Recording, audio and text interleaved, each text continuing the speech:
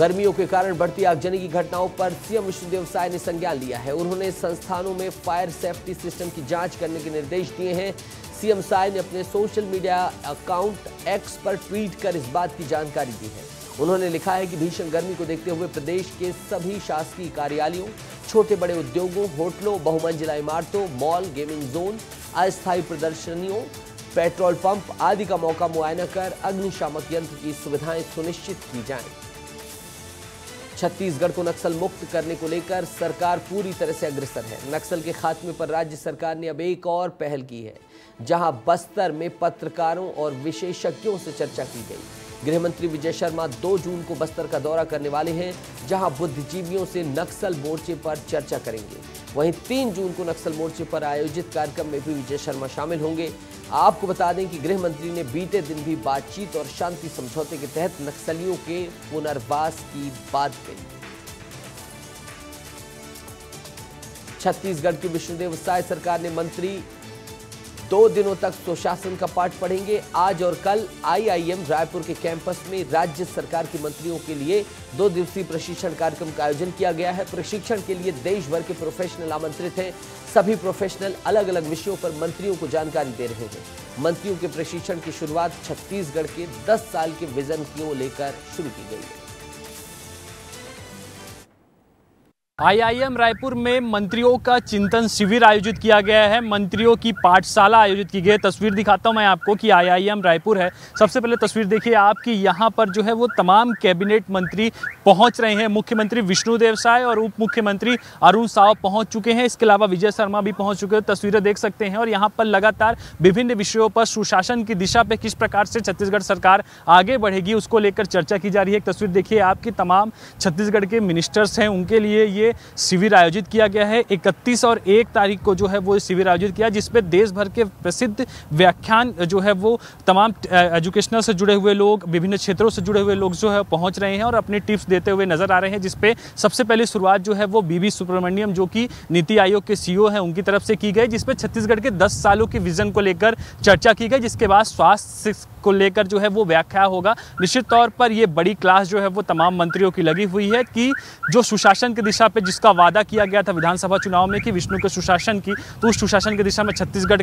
आगे बढ़े, इसको लेकर तमाम मंत्रियों को लोग जो है वो शामिल हुए हैं। और ये शाम 6 बजे तक चलने वाला है। कैमरा पर्सन राजेंद्र भारद्वाज के साथ रोहित मिश्रा, विस्तार न्यूज़, रायपुर।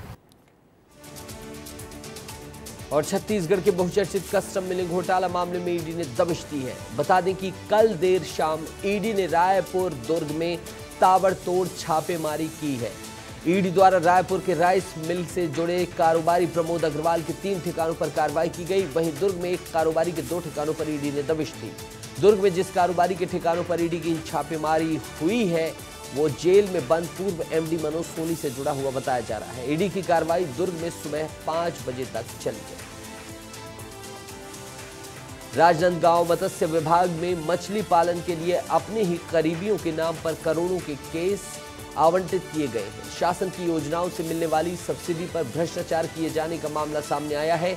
इस मामले में मत्स्य विभाग के अधिकारियों की भूमिका संदिग्ध है। पूरे मामले में शासन को करोड़ों रुपए का चूना लगाया गया है, जिसके बाद मत्स्य विभाग संचालनालय इस फर्जीवाड़े की जांच कर रहा है। और पूरी कहानी क्या है समझिए।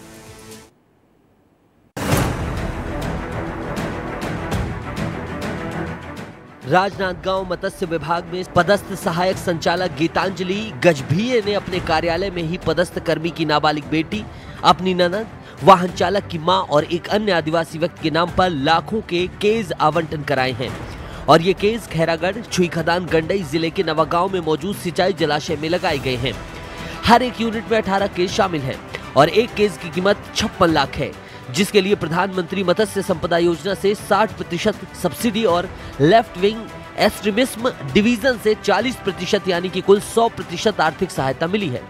सभी की कीमतों का आकलन करें तो अधिकारियों ने 2 करोड़ 24 लाख रुपए के केस अपने रिश्तेदारों और विभाग में पदस्थ कर्मियों के रिश्तेदारों के नाम पर आवंटित करा लिए हैं। फर्जीवाड़े का खुलासा तब हुआ जब मत्स्य विभाग के केस के 3 साल की लीज वसूली के लिए भुवन पोर्ते को नोटिस जारी किया गया, जिसके नाम पर एक केस आवंटित हुआ है। नोटिस मिलते ही वो हड़बड़ाकर विभाग पहुंचा और अधिकारियों से भुवन पोर्ते को सारी जानकारी दी। इसके बाद उसने कलेक्टर, पुलिस अधीक्षक और सहायक संचालक के पास अपनी शिकायत दर्ज कराई। जानकारी में कल ये बातें आई हैं, तो डिटेल जो हमने रिपोर्ट्स जो है फिशरी ऑफिसर से बोला है देने के लिए, तो डिटेल रिपोर्ट देंगे और उसके बाद उसमें जो भी विधि सम्मत कार्रवाई होगी वो करेंगे। इन जलाशयों में केस आवंटन में करोड़ों की हेरफेर के अलावा 3 साल में मछली पालन भी किया जा रहा है। ये व्यवसाय बाहर से आए लोगों द्वारा किए जाने का मामला भी सामने आया है। प्रत्येक केस के लिए वार्षिक दौर पर अदा किए जाने वाले 7,200 का भुगतान भी 3 सालों से नहीं किया जा रहा है और ये राशि लगभग 15 लाख रुपए हो गई है। लीज की रकम वसूली के लिए वास्तविक लाभार्थियों को नोटिस मिलने के बाद ही आवंटन भ्रष्टाचार का मामला सामने आया है। मनोज सिंह, विस्तार न्यूज, राजनांदगांव। सुप्रीम कोर्ट के निर्देश के बाद अब छत्तीसगढ़ के हर जिलों में थानों की निगरानी सीसीटीवी से की जाएगी। इसी क्रम में राजनांदगांव में सभी थानों को सीसीटीवी से जोड़ा गया है। अब थानों की गतिविधियों को डायरेक्ट टेलीकास्ट एसपी ऑफिस में किया जाएगा, जिससे पुलिस अधीक्षक सीधे थानों पर नजर रखेंगे। थानों में होने वाली गतिविधियों और गड़बड़ियों पर अपर अधिकारी की पैनी नजर हो जाएगी। सक्ती जिले मुख्यालय से लगे नेशनल हाईवे पर बन रहे टोल प्लाजा का विरोध शुरू हो गया है। बता दें कि विरोध का कारण टोल प्लाजा के सक्ती जिला मुख्यालय से होकर गुजरना बताया जा रहा है, जहां विरोध कर रहे लोगों का मानना है कि इस टोल प्लाजा का शुभारंभ होने पर जिला मुख्यालय जाने वाले फरियादियों को टोल टैक्स देना पड़ेगा। लोगों ने बताया कि टोल प्लाजा बन जाने से पूरे सक्ती जिले के लोगों को अनावश्यक टैक्स का बोझ झेलना पड़ेगा। इस वजह से स्थानीय सहित पूरे जिले के लोगों की मुश्किलें बढ़ जाएंगी।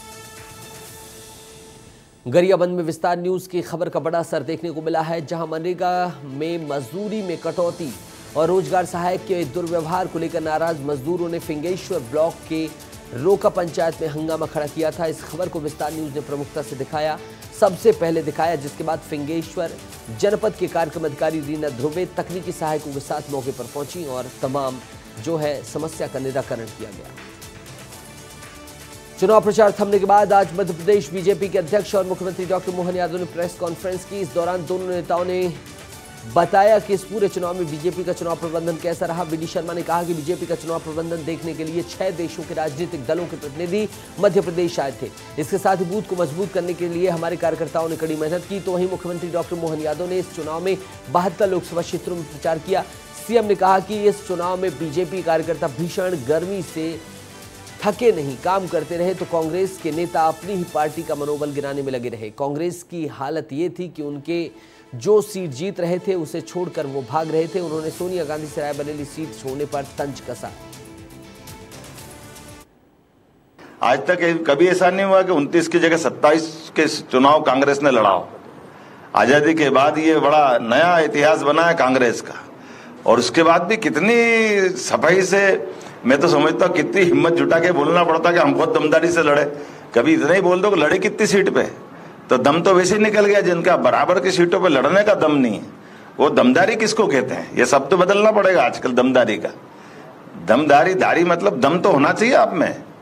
तो ये जो वर्तमान का चुनाव है, और मुझे इस बात की प्रसन्नता है कि हम सब कार्यकर्ता होने के नाते से जहां जिसको जिस जगह पे दिया मौका, उस तरह से क्या मध्य प्रदेश का चुनाव हुआ है। 1, 2, 3, 4 चारों चरण के चुनाव में एक के बाद हमारी अपनी ये भाजपा है, और ये भाजपा बाकी लोगों के लिए प्रमाण है।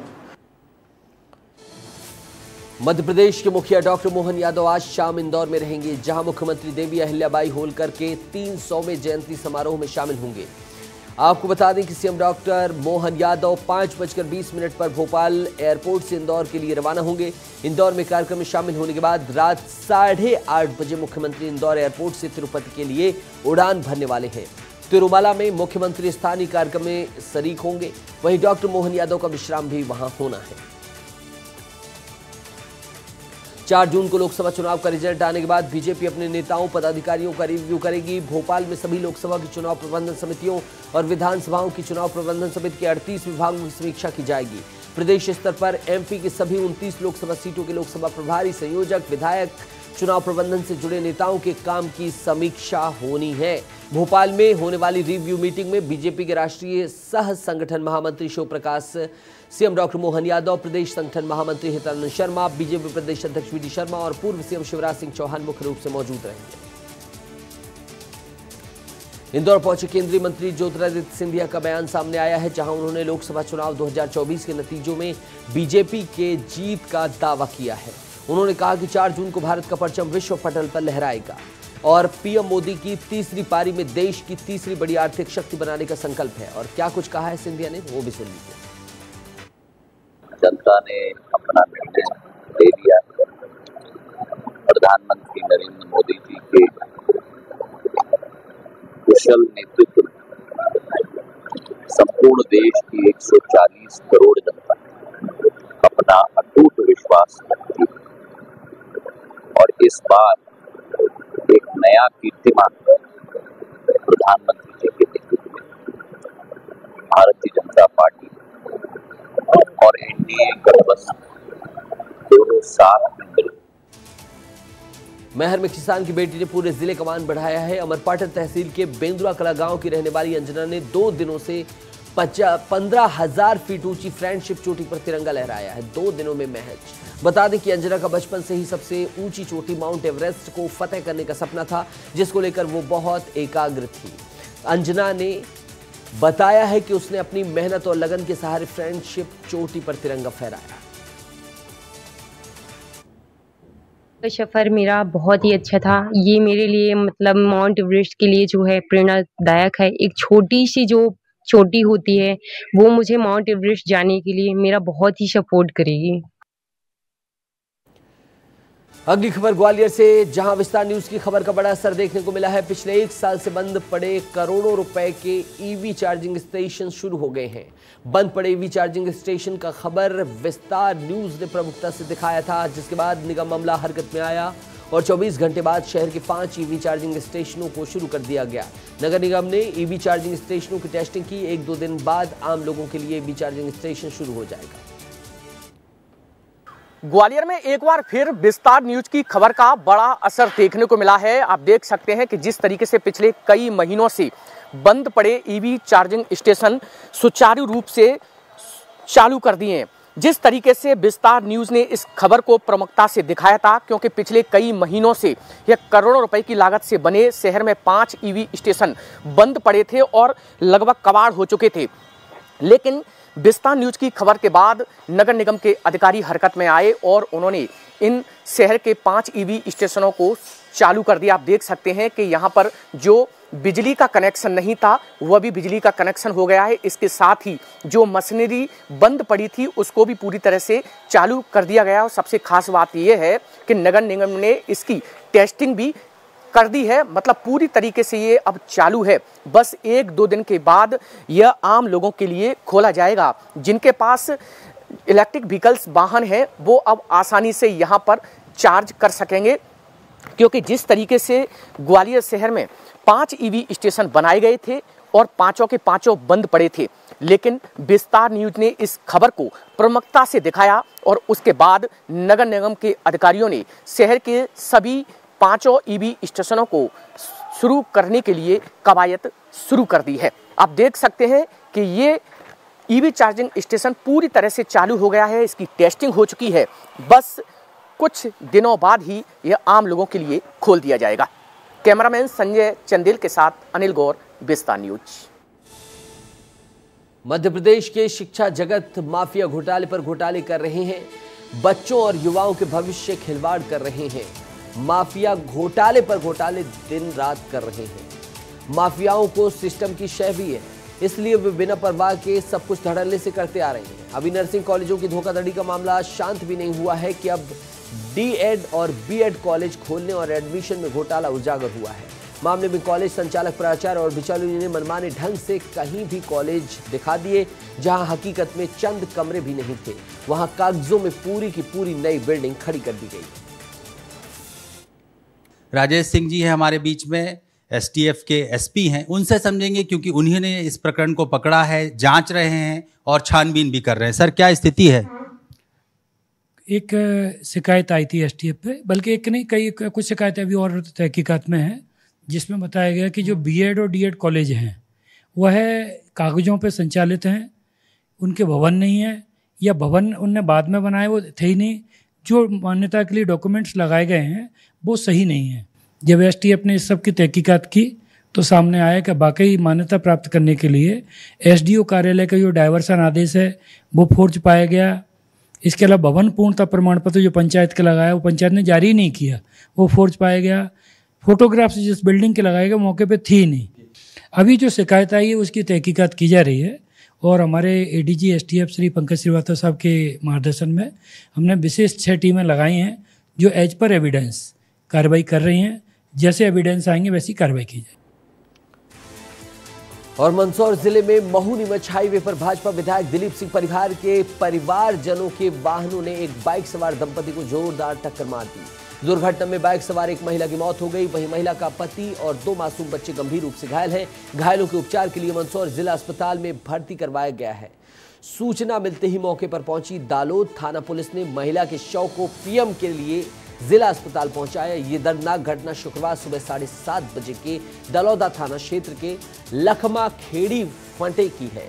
दुर्घटना में महिला प्रेमलता बाई, उसका पति बाबू दास, पिता विष्णुदास बैरागी के साथ 2 साल का बालक प्रवेश और 9 साल की बालिका वंशिका एक कार्यक्रम में शामिल होने जा रहे थे। इसी दौरान लखमा खेड़ी फंटे पर बाइक सवार इस परिवार को नीमच से भाजपा विधायक दिलीप सिंह परिहार के वाहन ने जोरदार टक्कर मार दी। घटना की सूचना के बाद विधायक परिहार भी मंदसौर पहुंचे और घायलों का हालचाल जाना। वहीं पुलिस का कहना है कि दुर्घटना में आगे की भी जांच की जा रही है।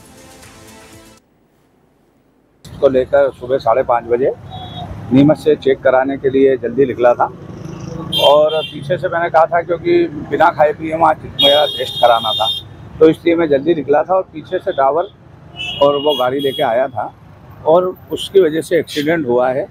और एक्सीडेंट में दुर्घटना में जो बहन गई है उसके प्रति मेरी संवेदना है और पीड़ा भी है मन में कि आज किसी भी परिवार का एक्सीडेंट होता है, तो उसके प्रति मेरी सहानुभूति। और जब मैं नागदा पहुंच गया था तो मुझे जैसे समाचार लगा तो मैं गया, तो अभी मैंने जब जानकारी ली प्रशासन से तो उनका पोस्टमार्टम वगैरह, उसके बाद मैं खुद स्वयं भी जाऊँगा उनके परिवार में और संवेदना व्यक्त करूँगा। कोई जानबूझ कर की गई घटना नहीं है। एक एक्सीडेंट की सूचना मिली थी। इस संबंध में जो है एक महिला है उनको अस्पताल ले जाया गया जहां उनकी डेथ हो गई है। बाकी इसके अलावा 3 लोग और थे जिनका उपचार चल रहा है। जबलपुर में हुए दोहरे हत्याकांड मामले को लेकर बड़ी खबर सामने आई है, जहां हत्याकांड का मुख्य आरोपी मुकुल सिंह ने भी सिविल लाइन थाने में सरेंडर कर दिया है। बाकायदा पुलिस अधीक्षक आदित्य प्रताप सिंह ने प्रेस कॉन्फ्रेंस कर इस मामले की जानकारी दी है। बता दें कि जबलपुर में मुकुल सिंह ने अपने प्रेमिका के साथ मिलकर प्रेमिका के भाई और पिता को मौत के घाट उतार दिया था। 70 दिन से पुलिस दोनों आरोपियों को ढूंढ रही थी, छानबीन कर रही थी, जिसमें कुछ दिनों पहले नाबालिग लड़की को तो गिरफ्तार कर लिया गया, लेकिन घटना का मुख्य आरोपी मुकुल सिंह फरार चल रहा था। बताते चलें कि पुलिस को चकमा देने के लिए दोनों छात्रों ने 70 दिन में 8 राज्यों को नाप लिया था। ग्वालियर में लगातार बढ़ रही दुष्कर्म और छेड़छाड़ की वारदातों के बीच एक और दिल दहला देने वाली घटना सामने आई है, जहां नाबालिग ने जलती गैस पर खड़े होकर खुद को आग लगाकर जान देने की कोशिश की। बताया जा रहा है कि स्कूल में पढ़ने वाले आरोपी हनी रजक नाबालिग को कोचिंग जाते समय परेशान किया करता था, जिससे तंग होकर युवती ने यह कदम उठाया। वहीं आग से नाबालिग छात्रा का शरीर 50% जल गया। यह घटना 17 मार्च की है। हालात में सुधार आने के बाद नाबालिग की शिकायत पर पुलिस ने आरोपी हनी रजक के खिलाफ मामला दर्ज कर लिया है। पूरा मामला ग्वालियर थाना क्षेत्र के मंगलेश्वर मंदिर के पास घास मंडी का बताया जा रहा है।